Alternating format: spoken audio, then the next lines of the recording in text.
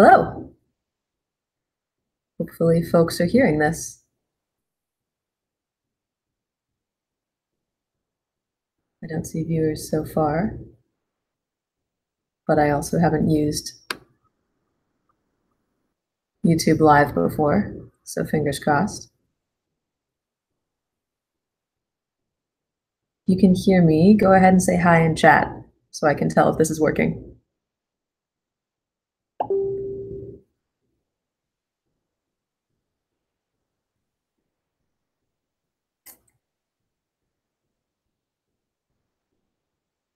I'm just going to fiddle with my computer until this starts making sense to me.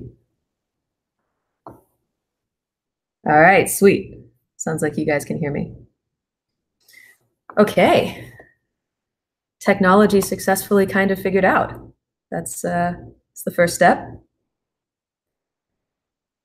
We are going to get started in just a second. So I believe we've got Catherine on and Hunter. Hi, guys. And Piazza, who I don't think I've met before. So welcome on. And I imagine we'll have a couple others joining us throughout the call. I'll be occasionally looking to the side. Laura is going to be moderating our comments, so she'll forward me what you guys post and hellos to say. And if you have any comments, feel free to go ahead and put those in chat, and she'll be responding to some of them and forwarding others to me, because this will be more fun if it's interactive. Abundant sources here, apparently, which is kind of fun to say. Not sure who that is, but awesome Google name.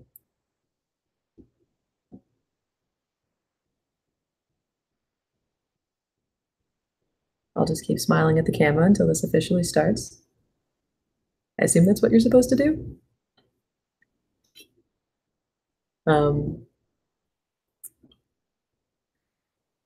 Get ready a little bit.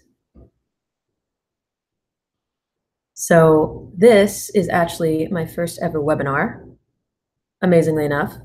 And that means that hopefully I'm going to be able to figure out technology and everything correctly. I don't know if you guys have this, but I feel like sometimes I have like an inner adult meter of like, I'm adulting well, and doing my first webinar is definitely like flashing, like, you have adulted, you figured out marketing. So just wanted to share that. And welcome to those of you who are just joining us.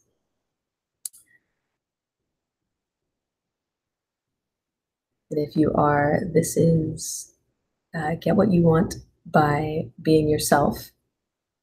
And it's a webinar where we're going to talk a little bit about making requests and why that's difficult, and what does it look like to be authentic in getting what we desire. Which is something that I think about a lot, because for me, I don't know what's true for a lot of you, but I definitely grew up in a household where having needs and desires was not exactly the most acceptable thing. And I'd say that I really learned that making requests was something dangerous. And so I've thought a lot about, why is it scary? What do we do about it? How do we be ourselves as we make requests? And this is also part of the content for an online course that I created recently called Authentic Life Leadership. And so this webinar is to give some information and talk about that, and all that good stuff. Sounds like we've got some more joining us. Josie, Hyatt, John Byers, Lisa. Welcome to all of you. So I'd say we go ahead and get started. And I want to start by asking you guys a question. And I'm actually going to go ahead and put a PowerPoint up here so you guys can see questions that I ask. And it's going to be a little bit weird not having my face on screen, but probably less weird than looking at myself the entire time, because that's not a normal thing for me, at least. So give me a sec here. Whoa, that is cool. Okay, infinite levels. Great. So hopefully now you're seeing this screen, Get What You Want by Being Yourself. And I have a question to start us off with, which is, if I can figure out how to use this, what is something you'd ask for if you felt brave enough to? I'd love it if you guys put some answers in chat.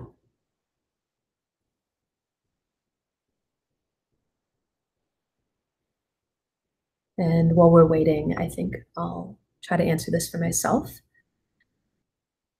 which I haven't thought of in advance because authenticity is making shit up in the moment, right?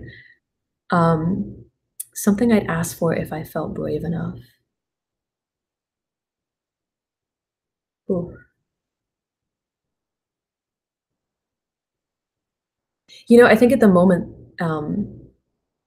figuring out how to do marketing in general, building an online course for the first time, just some of the new things I've been trying lately have been fairly scary. And I'm noticing the part of me that really wants reassurance, that feels a little bit insecure. And I have a story that insecurity isn't, sexy or isn't empowered or whatever it is, and that asking for reassurance will make other people judge me. But definitely there's part of me that's like, will someone just tell me that I'm doing a good job? Or even better, will someone give me feedback on how to do things right? Like, I have this story of right and wrong. So yeah, I'd ask for feedback. I'd ask for reassurance. And in that case, bravery is getting over my own judgments of myself, I think. Seeing some comments come in about things that you guys had asked for. A raise. Probably asked for that too. Better work. Support. Yeah, these are great. Keep on commenting if there are any others. If occasionally my sound is going off or there are technical difficulties, I apologize. Hopefully this is going to work out throughout, but fingers crossed. Technology. Okay. So this is, one of the things that we're going to be covering is what do we want and how do we get it and how do we do that while still actually being ourselves without losing a sense of perspective, without losing really what we desire within our desire to please the other person. And as we get started, I want to learn how to make PowerPoint presentations. That's definitely a desire. Okay, 1 second. Cool. I want to tell you guys a little bit about myself. And this is just kind of, a lot of you know who I am, but I don't actually talk a lot about, my past or credentials or anything. And just so you guys know, I don't know why I think I can talk about this stuff. So I went to the University of Texas and I studied intentional living communities, which are co-ops, communes, co-housing, any places that people have to live together with a lot of people. And that, in the course of that, I stumbled across this practice, authentic relating. And I got really fascinated because what I was finding out from visiting these living communities was that one of the biggest things that determined the success or failure of communities was how people communicated. And so when I found authentic relating, I was like, oh my God, there's actually a practice to teach people how to connect better and how to relate and how to communicate. So I wrote a super long, 250-page thesis on creating authentic, integral, intentional community. And then when I graduated, I started teaching and leading authentic relating full time. And at this point, I've trained over 500 leaders from at least 35 cities and traveled a bunch and taught in a whole bunch of different locations, cooperative businesses, schools, festivals, yoga studios, agile conferences. I got asked to facilitate a funeral once, which was pretty interesting. Imagine a Jewish 21-year-old walking into a room full of 50 Christians expecting a sermon. yeah, I learned a lot about facilitation that day, especially learning people's culture before you walk in the room. And I've also contributed to founding a bunch of communities worldwide. And my fascinations currently are, communication in general. So how do we communicate best? And also, how do we form culture and community with each other? And the mission that I have is making good connection and expectation rather than something we stumble across, but something we believe that we can get every day and we know how to. So it's a little bit about me and what we're going to cover in this webinar. 6 reasons you're probably not getting what you want from relationships, 7 ways to get what you want without losing yourself or risking your connection. And then for those who stick around to the end of the call, you will get a free surprise gift and an offer that will actually only be good for those who are physically live on this webinar, or physically, whatever, watching with your eyeballs and having the screen up. We'll also cover 5 reasons that marketing is inauthentic and 4 reasons why I feel self-conscious in this moment. Kidding, not those last 2. I do actually want to say something quickly though, which is around doing a webinar. For those coming on now, this is not something I've done before, so I'm worried that I'm going to be a little awkward. I can feel like my voice and hands shaking right now, not being able to see you guys or gauge your reactions, just looking at a screen. And I spent the last year trying to turn everything that I've been teaching live for 6 years into a course that people can take from anywhere, because I've been asked so many times, like, how do I bring good communication and authenticity and connection into my life? And I've felt powerless in giving people a really good answer, aside from, here, take these games and play them with friends. I've wanted to offer an option of how do you, of like, here's a way that you can take communication into your life, connection into your life, that you can find it anywhere, that you can be yourself no matter what the situation. And I think I've created a course that can teach that. And so I'm trying the traditional marketing thing of, webinars and discounts and social media. And it's new to me, and I'm trying to figure out a way of doing it that feels really true to me. So if this feels markety to any of you, or like something you don't usually see in the authentic relating field, or haven't seen me do before, that's because I haven't. And I don't want to let my fear or discomfort with marketing get in the way of offering people the most value I think I can. So that's the reason for this. And I feel more relaxed saying it. So 6 reasons you're probably not getting what you want from relationships. I want to start with this because, you can't actually solve a problem before you diagnose it, right? And to know why we're not getting, to kind of solve why we're not getting what we want, we have to know it first. A lot of the time, I think I've asked for something that I want, and either the other person says no, or they give me something and it's not what I intended, or they give me something and after I get it, I realize this isn't actually what I wanted. And then I feel weird changing my request or changing my mind, because for me, it's often vulnerable to ask in the first place.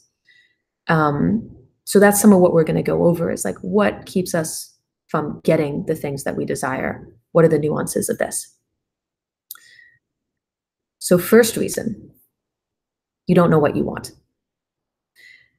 A lot of the time I know what I don't want, but I don't necessarily know what I do.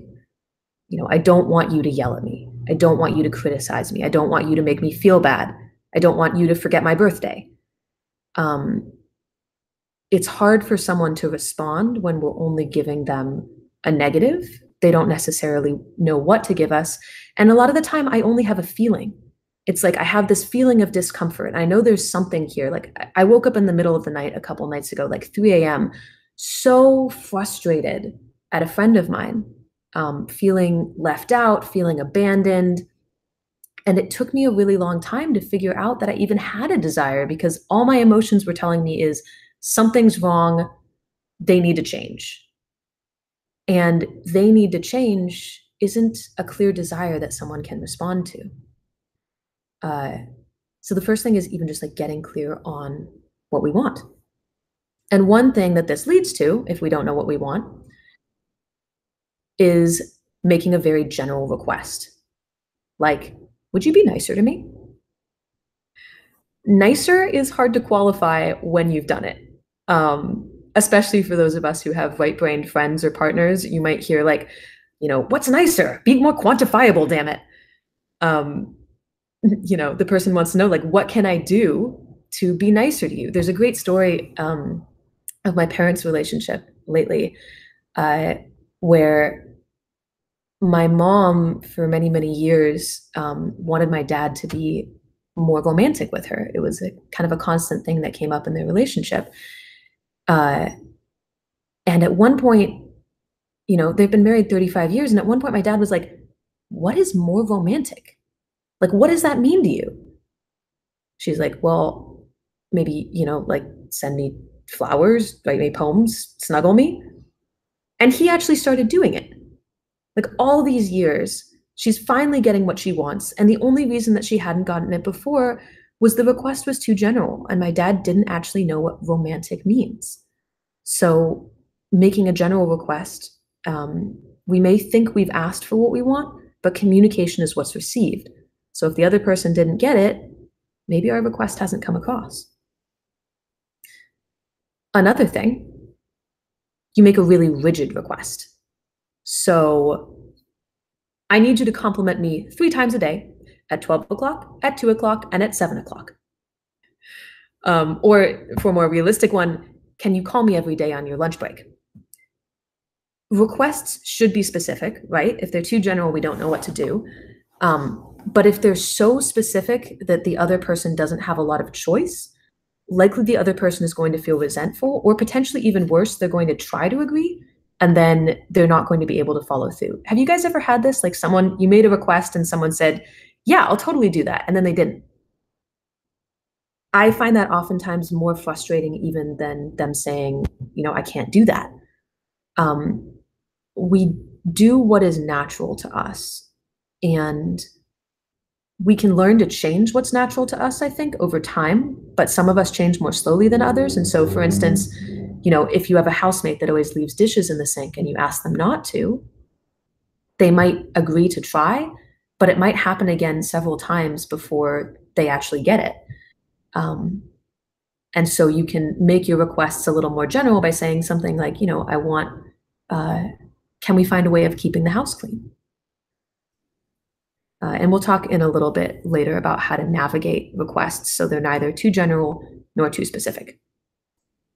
I'm going to tell you guys a little bit of another story that I'll also follow through on this call with, to kind of talk about rigid versus general requests. So I took my family to Burning Man last year, which is quite a thing. Burning Man's a huge transformational festival in the Nevada desert, like 50,000 people, really harsh conditions. Anyone you take out there, you're going to have relational tension with. My brother and I didn't grow up together for most of my childhood. He went to boarding school when I was in middle school. And to me, this was like my opportunity to get closer to my brother. And I was like, I'm going to pull out all the stops on my connection tools.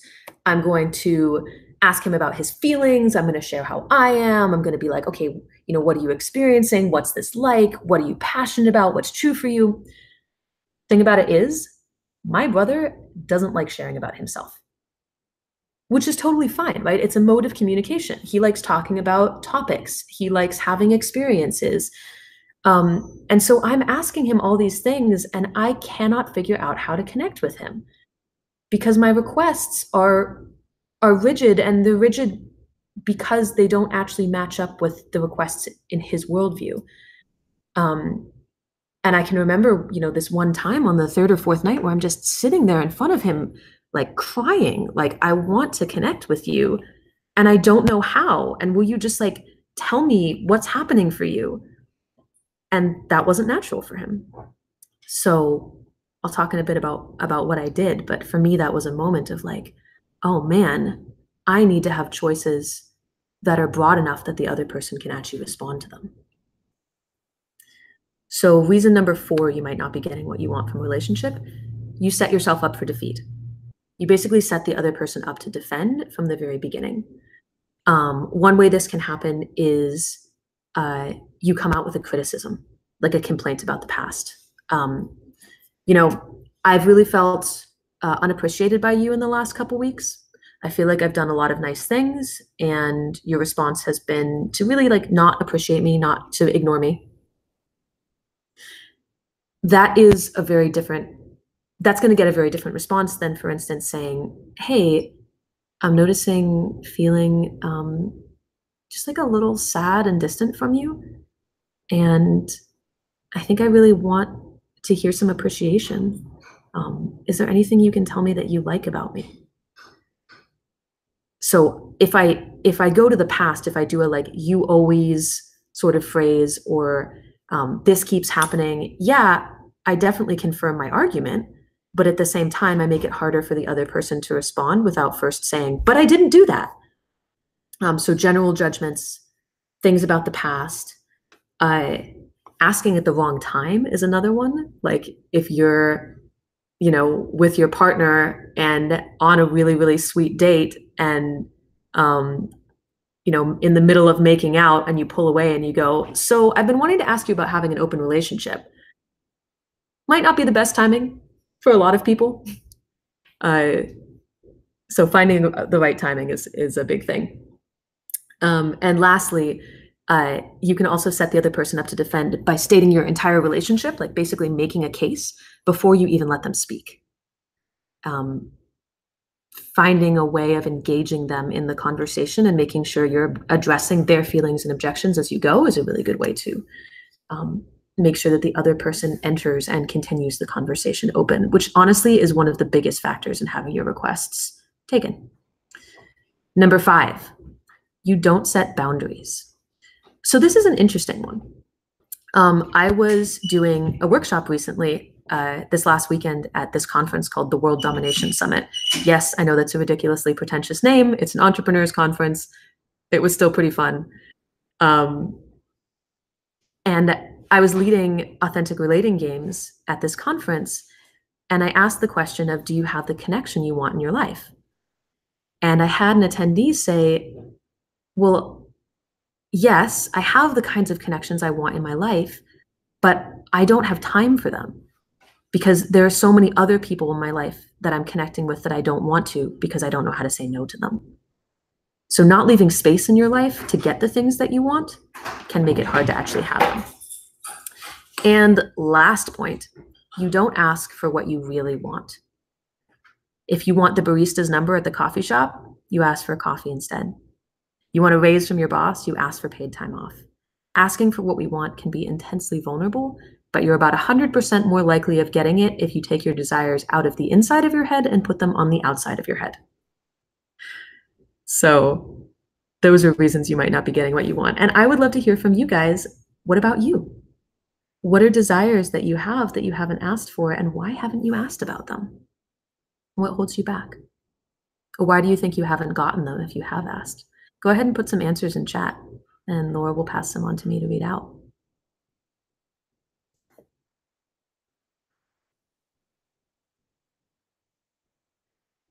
And now I get awkward moments of staring at the screen. I'm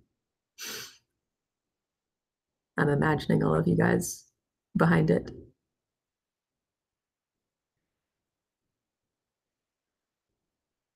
And I think in terms of like my answer to that question, something that I might want and not gotten at the beginning, I said just like wanting reassurance. And I think that's something I've asked for in subtle ways, but I haven't asked for directly, actually, which is a little bit weird, right? Going to someone and be like, hey, would you tell me that I'm doing okay?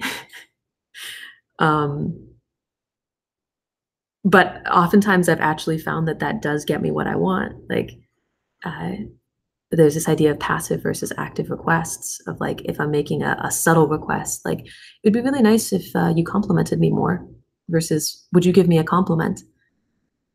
I've really been trying to learn to do the second. So I think I would get more of what I wanted if I said, hey, would you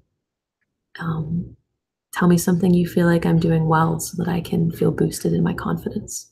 And ask that of people in my life or post it on Facebook. So some of your answers, okay, so I didn't get what I wanted when I asked because I had a charge behind it. Oh, that's a great one. So you came in with intensity, and so the other person had a hard time responding. I imagine maybe defensive. I usually feel selfish when I'm asking for what I want. Totally. Asking for what you want is a selfish act.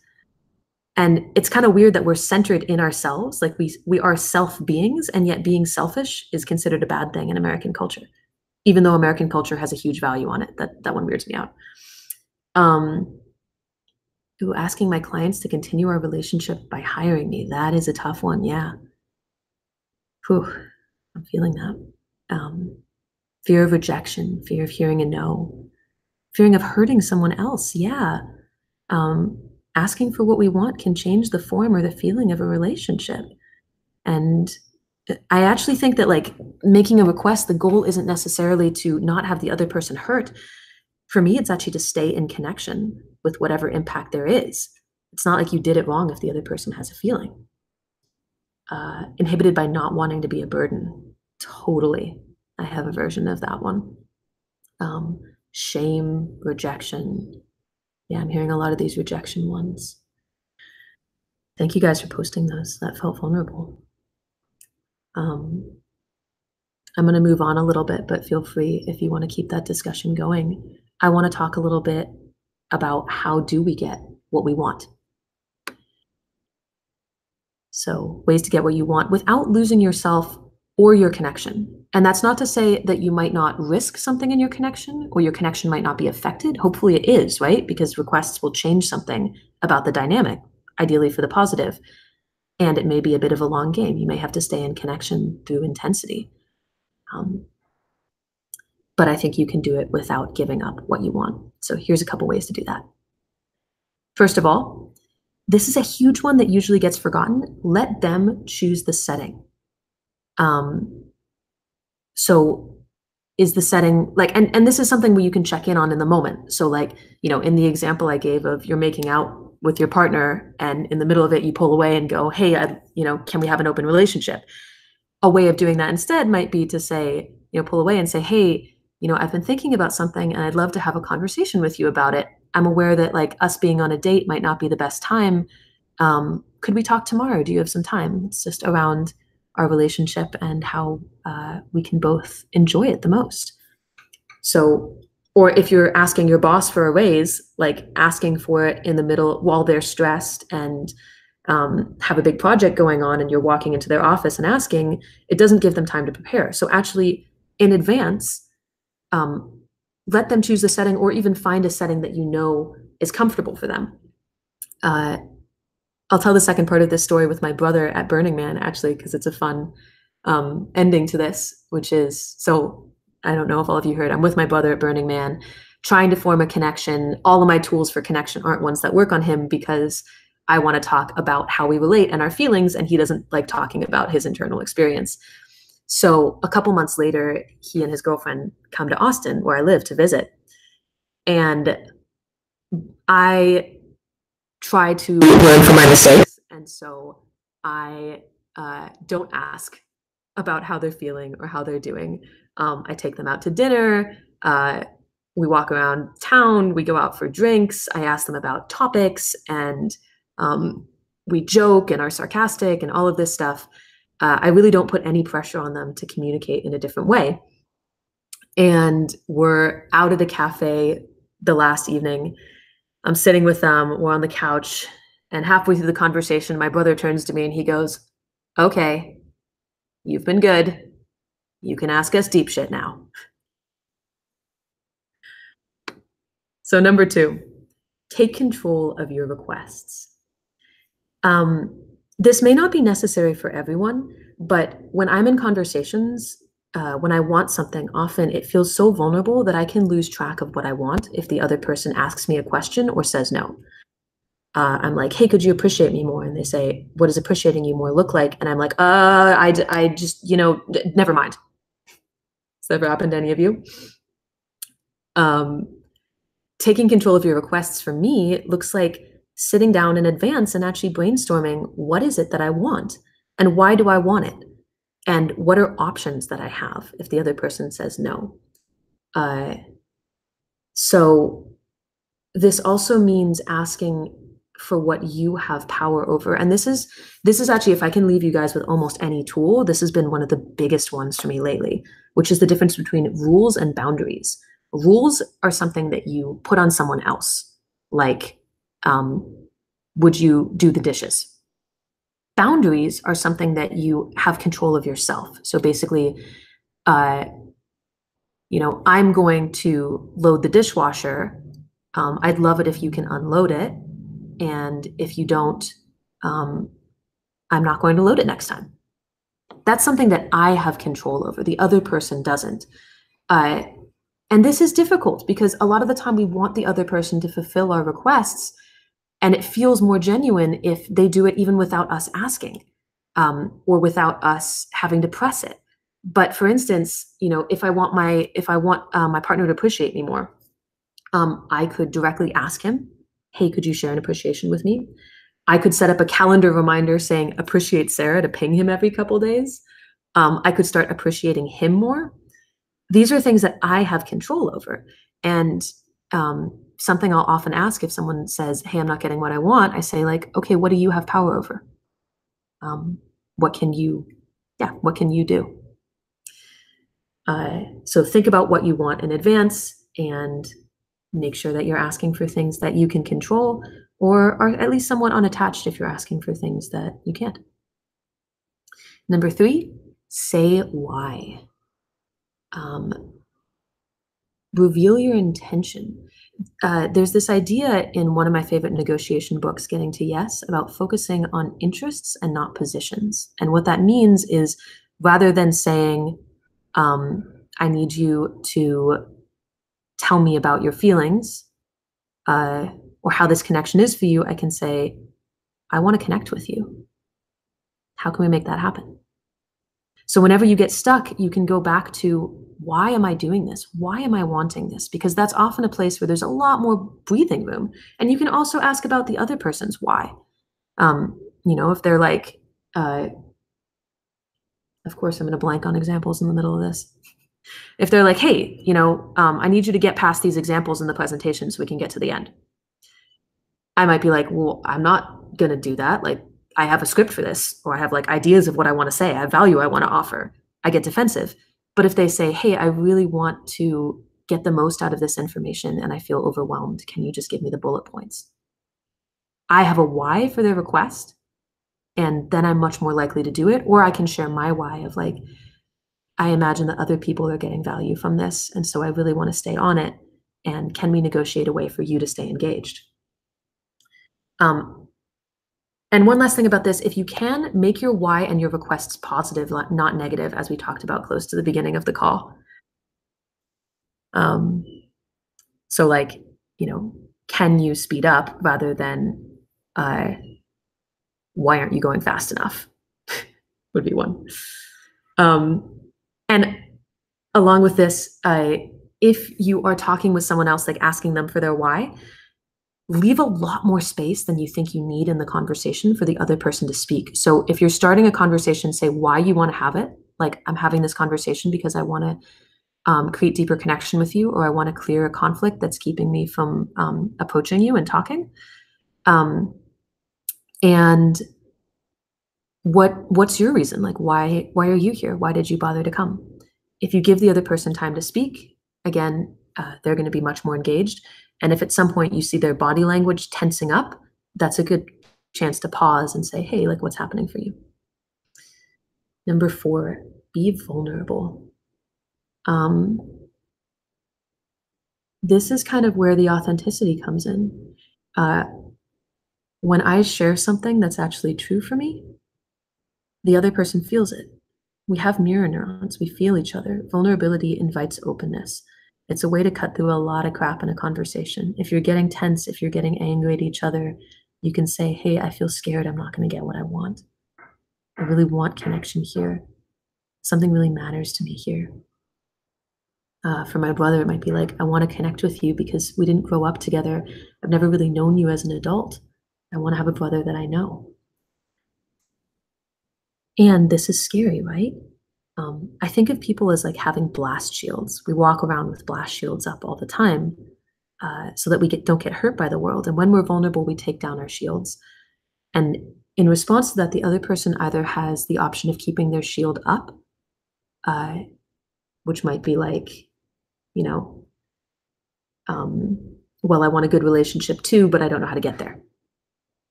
Or uh, what we hope is that they take their shield down, but the other possibility is they keep it up or they actually open fire on us while our shield is down. Like, stop asking me such hippie questions. This is why I don't have a relationship with you. My brother didn't say that, but if he had, that would have been really painful, right? So I don't have enough time to dig into what to do if you take your blast shield down and the other person doesn't, or they actually open fire, but it's something that we're going to talk about in the course, the online course that I will tell you about a little bit at the end. And regardless, I definitely suggest trying this, even if it's tough. 5, make it a conversation. So allow the other person to negotiate with you for how you can get your interests met. Reveal the why and then go back and forth. Like, okay, it seems like you don't want to do the dishes, but do you care about having our house clean? Do you care about me feeling comfortable with you? How do you think we can do that? What seems good to you? 6, assume positive regard. When we're in conflict with someone, which is sometimes what happens when we make a request, or when we're scared in general, which often happens for me when I'm going to make a request, I somehow tend to forget in that moment that I like the other person, that usually we have a relationship, usually it's positive. They become the sum total of everything I'm scared of. And remembering, like actually actively thinking back on, okay, like, who is this person? Why am I in connection with them at all? Why do I even care about the connection enough to make a request? In that moment, that can be one of the most valuable things for me. Or even saying, hey, can we pause and just, share an appreciation or like come back to connection for a second? Make it more of a conversation. Talk about why this matters. That can help you come back to seeing the other person as a person. They likely have your best interests at heart too, only slightly below their own best interests, because we are essentially self-centered beings, literally centered in ourselves. But your best interests are probably also in theirs, because when the people around us are happy, we're happy too. And lastly, have clear follow-up steps. Know what you agreed to and why. So it's something like, so you'll do the dishes every week and I'll unload the dishwasher whenever it's clean. Did we agree to that? Cool. And then write it somewhere. So you've got a legally binding evidence that you agreed. You don't always have to do this. But I find it kind of useful, even if I'm in relationship or like a friendship or something and we agree, to actually send the person a follow-up message next. Like, hey, I really loved that conversation. I love that we decided that we're going to have lunch once a week, or we're going to message each other if we feel disconnected. I actually have a friend who we had some conflict with each other, and we started doing what we call othering each other, which is like putting the person as an other to us, thinking negative thoughts about them, assuming that their motivations are negative in the things that they're doing. And we started having an agreement that anytime one of us was othering the other person, we would message. We would say, hey, how are you?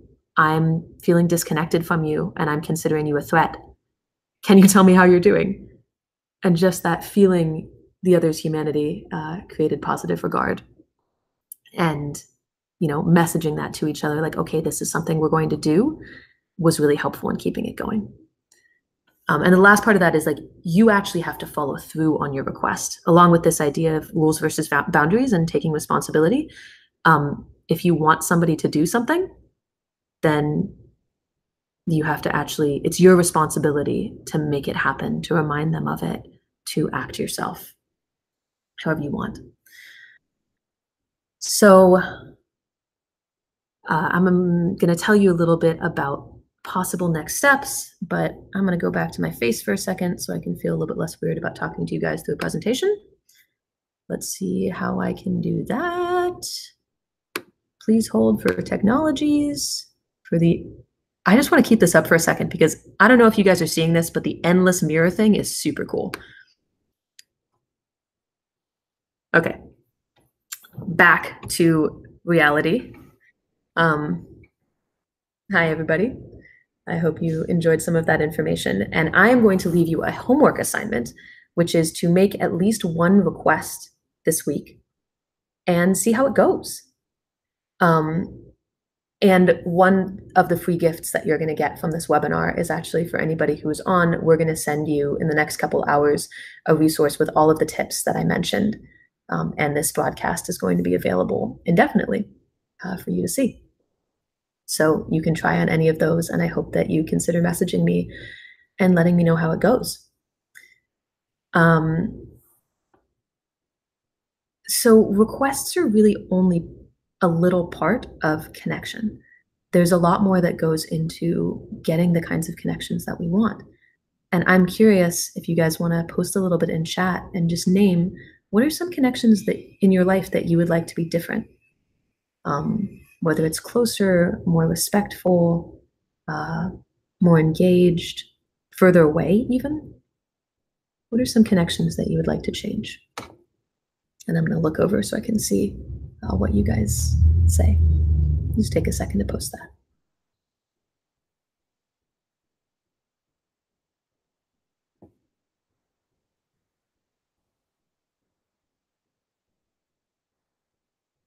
I think there's a lag on this, so I just get to stare at the computer. So I guess I'll answer it for myself in the meantime. Connections, I'd like to be closer. I'd like to be closer to my brother.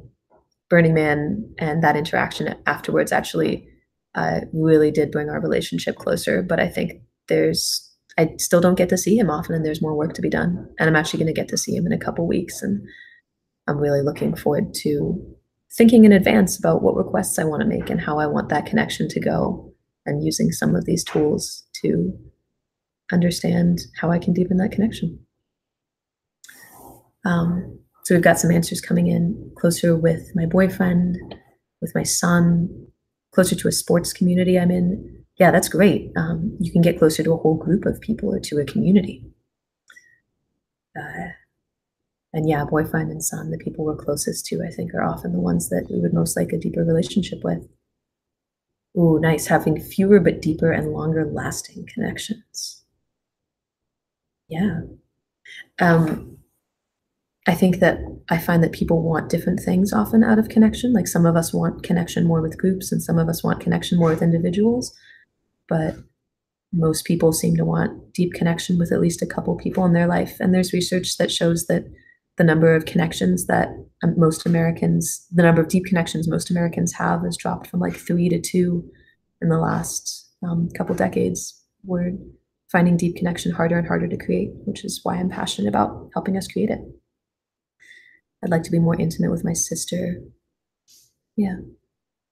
So there's one more thing that I want to tell you guys about on this call, and it's that I've created a way that I think we can get the kinds of connections that we want. And it's a course. And it's the first online course that I've taught. It's the first one where you actually don't have to come to Austin or to a local city and sit down for 3 days and take time out of your job and your life. It's all online, 9 weeks long, mostly at your own pace. And it covers what I think are the essential skills for being more honest in our life and getting deeper connections. And those are things like making requests and setting boundaries, seeing the frames and containers that create our life the way it is, the environments we're in, the social structures that we're part of, the thoughts and beliefs that create those, and learning how to actually take agency over them, to see them and change them and be the one in a crowd to go, hey, let's do this more interesting thing. And like lots of tips and troubleshooting about like why it's difficult to do that and how you make it easier.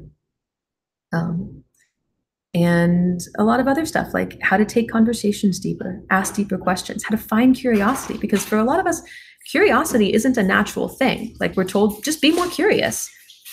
Not necessarily easy. Setting and changing contexts.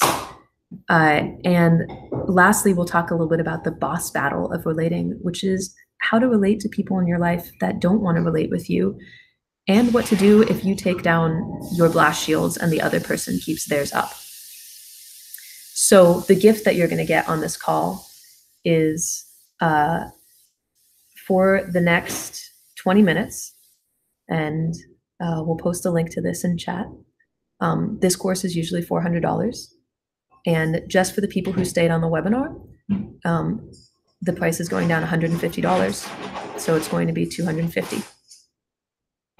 And I want to do that because if you're on this webinar and if you stayed to the end, I imagine that you actually care about deepening the connections in your life. And even though there's part of me that's like, damn it, like we spent a lot of time and energy on this course, and I think it's, worth as much as it's priced and more. I would rather have you all take it and get benefit from it than me make a lot of money off of it. So I would love it if you're interested in the course. This is going to be your best option for getting it until the top of the hour. That link is going to be up, and you can get the course for just $250 for 9 weeks. And the cool thing about it is the course content is live forever. So to do it, what's included is 9 weeks of videos, assignments to try every day, resources to check out. You'll have a coach that you'll have a call with twice a month. You'll have Q&As or once a month, and a Q&A with me once a month. And you'll also get placed in a triad. And you can even pick the people in your triad if you want to sign up with friends, and you'll do some of your assignments with that group. So you don't have to just be going out and trying things in your life. There will be a lot of that, but you'll have close, direct community around you to help support you. So those and the content from the course you'll have access to forever. You can come back to it whenever you want. And if you reach the end of the course and you're like, actually, this didn't give me the transformation I wanted, then we'll give you your money back as long as you tried the assignments.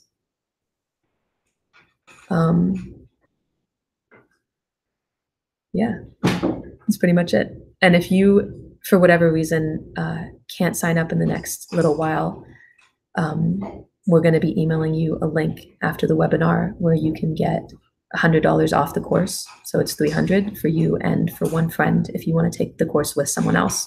If you want to take it with more than one, just go ahead and email us and we'll extend that discount. So basically, if you do it now, you get it for $250. The link that we'll send you will be good for 48 hours. So if you do it within the next 48 hours after this webinar, the course is $300. And if you do it after that, it's $400. And that's the price for this first cohort. So the next round we do it, which will start in September, is going to be $500. Talking about pricing is scary. Okay. And I've got to say, like, of anything I've created, I feel most excited about this because people who come into my workshops, the main question I hear them ask is, how do I do this in my life?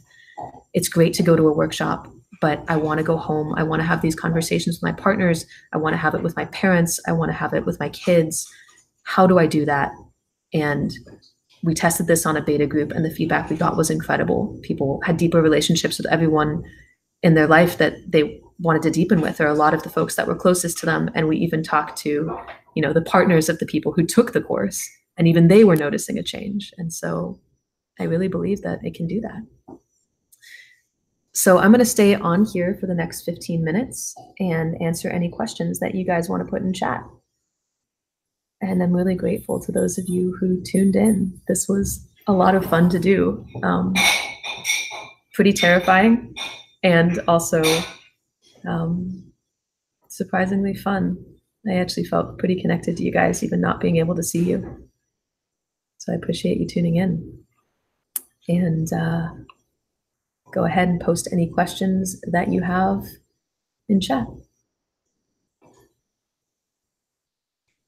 Or comments, concerns, feedback, criticisms, requests. I'll keep listing options. Oh, and I want to say thank you to Laura for moderating this and co-creating the course, and also to Ethan and Joel, who sent me a whole bunch of information on webinars. One thing about doing the work that I do is you get a lot more social capital than physical capital, but I really love the co-support that I found, sending people my resources and being supported. So thank you to those who did it for this one. Thanks. Michelle said, I feel like I got a lot out of this today. I really appreciate that you were on. It sounds like we have a question about how the content comes out each week. So what's going to happen is when you sign up for the course begins on July 17th. We're going to have a kickoff call from 7 to 9, which ideally you can make, and if you can't, it'll be recorded. But that's how you'll meet the rest of your group and find your triad and meet your coach. And then every week, new content is going to be posted on the site where you access the course. It's a site called Kajabi. And you'll get a series of 3 to 5 videos. It's usually about an hour of content.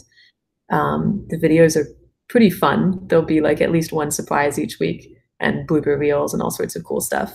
We have a fantastic filmmaker, Scott Gregory, who did them. So shout out to him. And each week, along with the videos, you'll also get some assignments. And every week there'll be an assignment that you do with your triad, an assignment that you do with people in your life, and then usually an assignment that you do with yourself as well.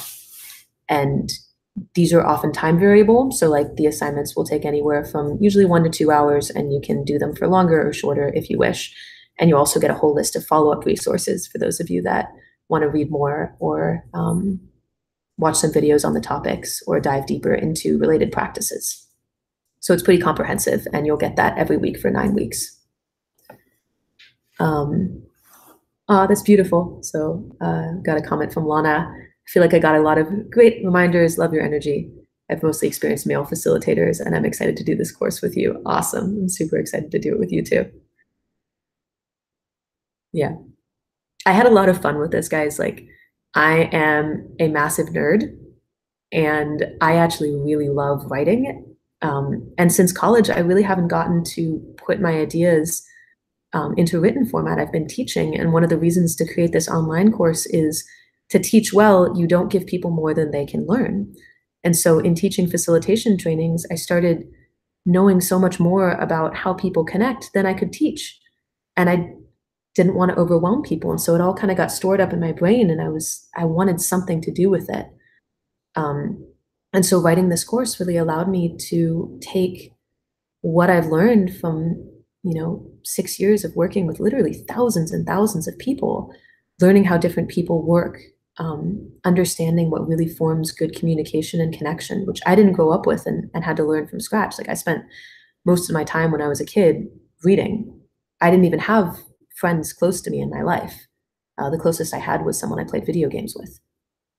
And so really getting to put all these ideas down onto paper, down into video. One of the reasons that I believe so much in this course is because in the process of doing that, in the past year, my ability to make requests, my ability to set boundaries, my ability to help other people do that, my ability to ask deeper questions, to stay present in conversations when I'm scared, to have emotional resilience, all of those things has shot up more than it has in the 5 years of teaching and constantly doing authentic relating before that. So in learning to translate it, I feel like I've been translating these skills better for myself. And I really want that for all of you. Like, I want connection to be something that you almost consider a right, and that you consider something that you create rather than just stumble across. Not just a group of coworkers that you get put into, or a group of friends that happen to all go to the same bar or do the same meetup, but actually people that you choose and know how to deepen connection with. And so don't get scared to do things like make requests, because if the context of a connection changes, you know that you can create something better, and you know that you have other relationships as well. That's what I want for all of you.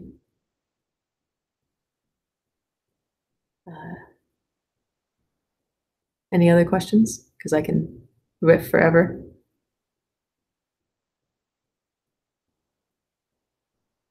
Looks like we've had a couple of people register already. So thank you to all of you. I feel really excited to have you in the course.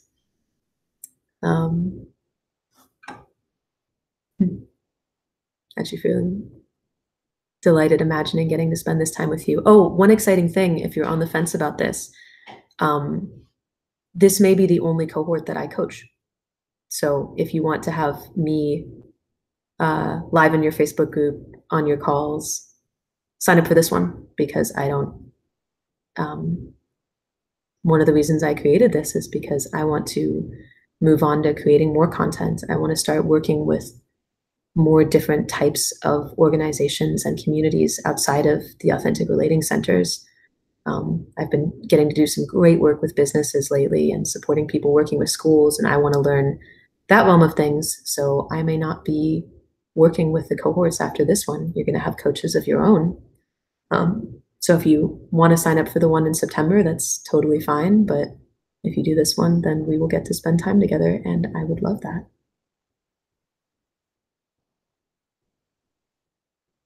Well, I guess I can't definitely say I'd love that because it hasn't happened yet, but I imagine that I would love that.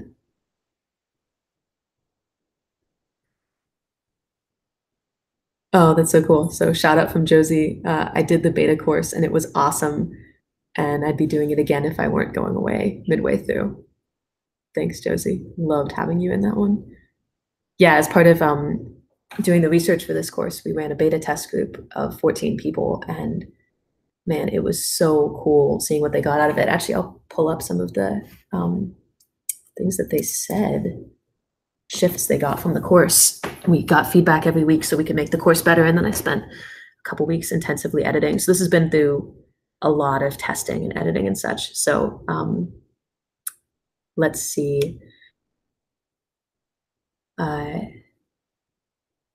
I've noticed a general shift towards being more vulnerable and real with the people in my life.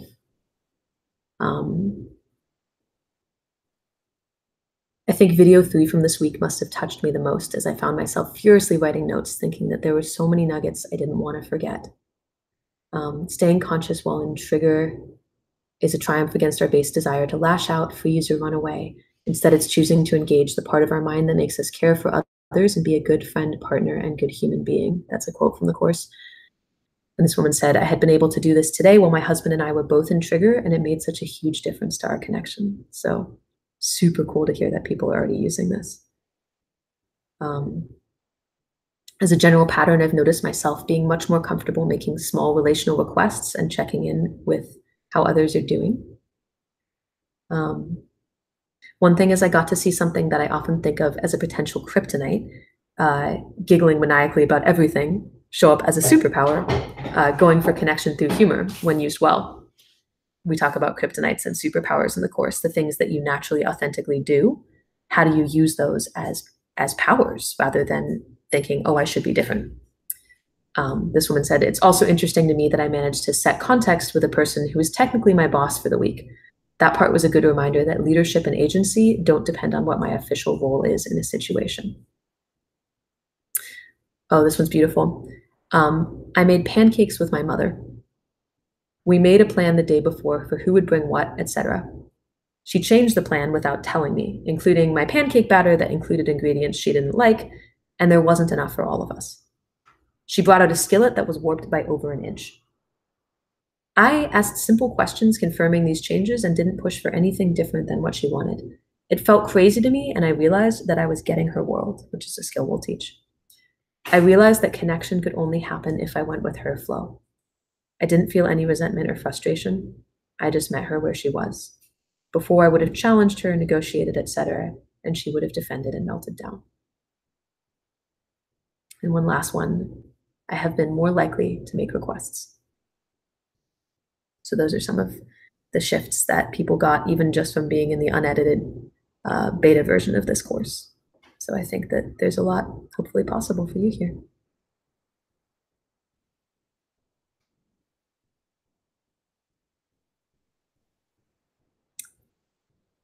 Oh, that's beautiful. So we had another person say, I also did the beta course and want to do this again. And I have another course on Tuesday evenings. So yeah, most of the calls are going to happen on Tuesdays. If you can't make them, that's fine. Either you can wait for the next course, or if you want, you're welcome to sign up and watch the videos. All of the calls will be recorded. And we'll try to stagger which nights we have the courses on. Another question, how does this stack with or compare to traditional authentic relating frameworks? So it's an interesting question because it begs the question of traditional authentic relating frameworks, right? There's a lot of concepts that come out of authentic relating, like assume positive regard is one I said on this call, get someone's world, commit to connection. There isn't actually, though, a framework for authentic relating, I find. And so that's one of the reasons I wanted to create a course, is to give us more of a theoretical and practical framework. Because most of the time what happens is someone comes into a community, they play the games, curiosity, noticing, hot seat, anybody else, these games that develop empathy and curiosity and physical awareness, but they don't, it's more of like an experiential felt sense, which I find that many people have trouble shifting into their lives because we learn things contextually. Whatever context we do it in is the one that our bodies and brains remember. There's research on this. So the reason I wanted to do this course was so that the context in which you learn the skills is actually the one in which you want to apply it. And so it's, what I teach and what I've learned is authentic relating. And so it is those frameworks and skills. There'll be a couple games in the course, but most of it's all new practices and exercises, and taking the skills and breaking them down by what you would need to know and learn to actually apply them. And if you are familiar with authentic relating, I'd love your feedback on how well that's translated across. Some feedback, text on the call. I feel like I got a lot of great reminders. Yeah, so we've only got 2 minutes left. If you want to get the course, go ahead and click over now, and this webinar will be available indefinitely, so you can get some reminders on how to make requests. Thank you so much for everyone who tuned in. And remember, if for whatever reason you weren't able to sign up for the course, now you're going to get an email where if you register in the next 48 hours, you get $100 off for you. And also, if you want to send the link to a friend, $100 off for them. And if you want to take the course with a triad of people and be placed with them to practice together, just email us and we'll extend the offer. All right. Thank you guys so much for tuning in. This really was a lot of fun. I appreciate you. And if you make requests in the next couple weeks or use any of these tools, please feel free to email me, sarah@authrev.com, AUTHREV. And I'll get back to you. Significant difference between the online course and the in-person ALT. Last minute question. ALT is very different. It's a facilitation training. It's also more of an experience. Again, we mostly play games. There's a little bit of content, but not a ton. The reason I created the course was to take all the content I don't get to teach in the ALT and put it in a slower drip format so you can apply it over time rather than just having a weekend and then going home. So it will teach some of the same skills of connection and empathy and authenticity. We'll cover superpowers and kryptonites, and it's going to be much more focused on application to your everyday life. So life leadership, how do you have conversations? How do you deepen connections and relationships? And in the future, I'm actually going to be creating a course that's more specifically around leading groups. So hopefully that answered. All right, you all. Thank you so much for tuning in. And hopefully I will see you in the Authentic Life Leadership course.